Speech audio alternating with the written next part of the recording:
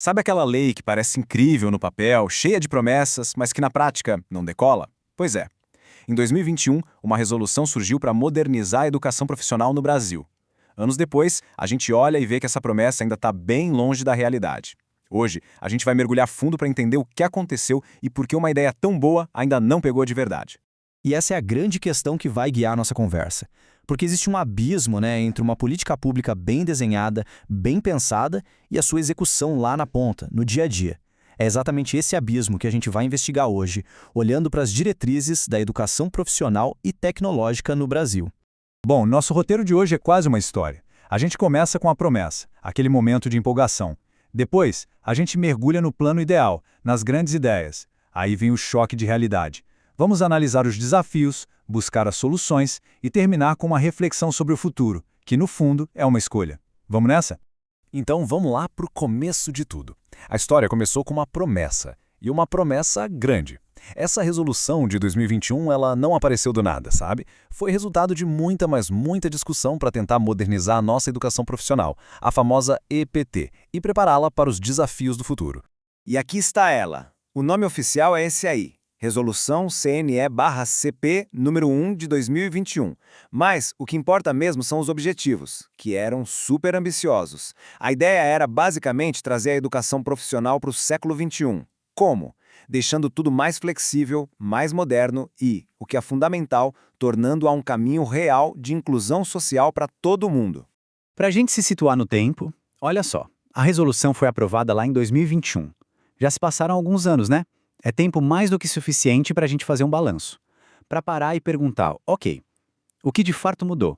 O que saiu do papel e virou realidade nas escolas? E o que, continua sendo só uma boa intenção? Agora vamos para a parte mais empolgante, na minha opinião. O que essa resolução realmente queria mudar?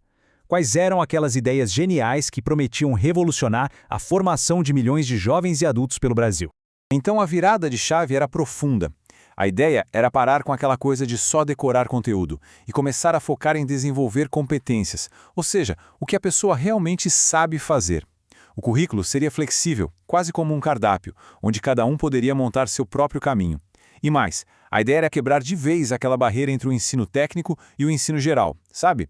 Tudo isso com um foco gigante em inclusão e aprendizado contínuo. E essa citação na Marise Nogueira Ramos, que é uma das pensadoras por trás dessa visão, é perfeita. Ela mostra que o objetivo não era só treinar alguém para um emprego que já existe. Não. A meta era muito maior. Era formar cidadãos críticos, gente capaz de questionar o mundo do trabalho e até de imaginar novas profissões, novos futuros. É outra coisa, né? Mas, como a gente bem sabe, entre o sonho e a realidade, muitas vezes tem um abismo.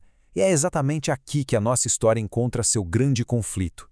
Esse espaço enorme entre o que foi planejado e o que de fato está rolando nas escolas. E para isso a gente tem um nome. É o hiato de implementação. É um nome técnico, mas a ideia é simples. É exatamente essa lacuna, esse buraco entre a lei escrita, aprovada, e a realidade concreta da sala de aula. É um documento que existe, mas que em muitos lugares ainda não virou prática. Olha, essa comparação aqui visualiza o problema de um jeito muito claro. De um lado, a promessa. Modernização, inovação, inclusão, palavras lindas. Do outro, a realidade nua e crua. Estagnação, uma implementação que só acontece em alguns lugares e, para a maioria, a resolução é só isso mesmo. Um documento numa gaveta. E os números? Bom, os números confirmam essa história. Apenas uma pequena fatia, 15%, principalmente os institutos federais, conseguiu avançar de verdade. Enquanto isso, a imensa maioria, 60% das redes de ensino, ou está parada ou avançou quase nada. Isso levanta uma pergunta gigantesca, né? Por quê? Por que esse ato existe? O que está no caminho? Quais são as barreiras, os obstáculos que impediram uma ideia tão potente de se espalhar e virar regra para todo mundo? É isso que a gente vai investigar agora. E a lista de desafios é grande, e uma coisa vai puxando a outra. Primeiro, o mais óbvio, falta de dinheiro. A lei veio sem orçamento específico para ela. Segundo, os professores não foram preparados para essa nova realidade. A resolução em si era meio complexa, meio aberta. Aí você junta isso com a resistência natural à mudança, a dificuldade de avaliar por competências e, claro, laboratórios velhos, equipamentos ultrapassados. É a tempestade perfeita.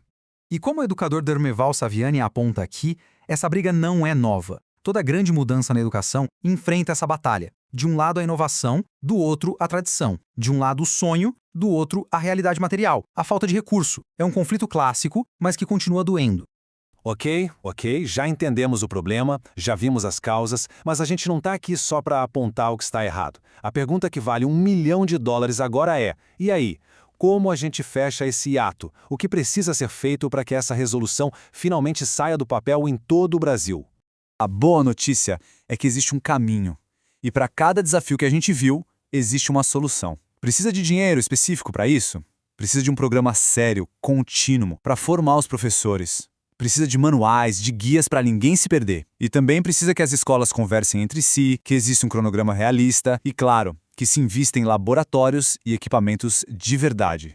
E tem um sétimo elemento, talvez o mais importante de todos, que amarra tudo isso: a parceria. A escola não faz milagre sozinha. Precisa do envolvimento das empresas, dos sindicatos, da comunidade. É essa conexão que vai garantir que o que se aprende na aula tem a ver com o mundo real lá fora. E assim a gente chega na nossa reta final. Depois de analisar todo esse cenário, a promessa, a realidade, os desafios e as soluções, fica muito claro que essa questão vai muito além da pedagogia, da sala de aula. O futuro da educação profissional no Brasil é, no fim das contas, uma escolha. E essa última citação da Marise Nogueira Ramos é cirúrgica. Ela resume tudo. A transformação não acontece por falta de conhecimento técnico. O que falta é decisão política.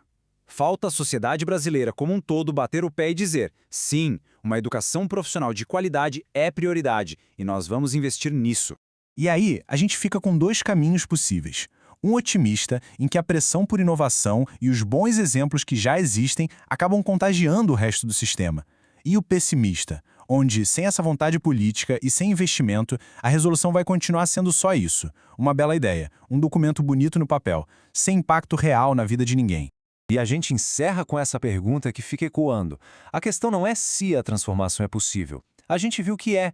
A questão é se estamos dispostos a fazer o necessário. Então, qual futuro o Brasil vai de fato escolher para a sua educação profissional? A decisão, essa sim, está em aberto.